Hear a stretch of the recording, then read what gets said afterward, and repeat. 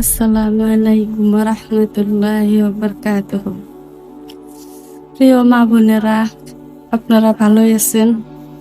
আজকে আমি আপনাদেরকে বলবো, কোন ব্যক্তি আল্লাহর নিকট অতি প্রিয়। কোন ব্যক্তি আল্লাহর নিকট অতি প্রিয়? কোন ব্যক্তিকে আল্লাহ বেশি মহব্বত করে? যে জিহাদকারী ন্যায়, একজন তাহাজ্জুদ আদায় করে ন্যায়, একজন সিয়াম পালনকারী ন্যায়। কোন আমল করলে এইগুলো ইবাদতের সওয়াব আল্লাহ তাআলা দেয়?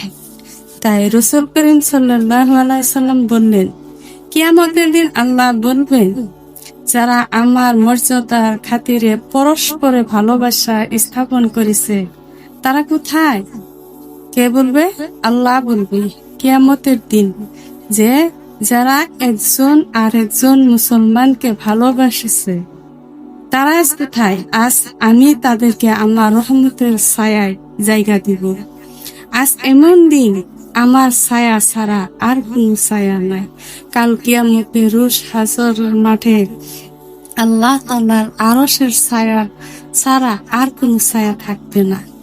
আমরা বহুত হাদিসে শুনেছি, বহুত উলেমারা বলেছেন যে আল্লাহর আরশের ছায়া ছাড়া আর কোন ছায়া থাকবে না। তাই ওই দিন আল্লাহ ওই ব্যক্তিদেরকে জিজ্ঞেস করবেন, তারা কোথায়? তাদেরকে খোঁজ করবেন, তারা আমার রহমতের আরশের ছায়ার ভিতর তাদেরকে আমি আজকে জায়গা দিব। রাসূল সাল্লাল্লাহু আলাইহি সাল্লাম বললেন যে আল্লাহ তাআলা বলছেন, যারা আমার সন্তুষ্টি লাভের উদ্দেশ্যে একজন আরেকজনকে অপরকে ভালোবাসবে, আমার উদ্দেশ্যে সমাবেত মিলিত আমার উদ্দেশ্যে একে আরেকজনকে সাক্ষাৎ করে এবং আমার উদ্দেশ্যে নিজের মাল সম্পদ ব্যয় করে, আমার ভালোবাসা তাদের উপর অবধারিত।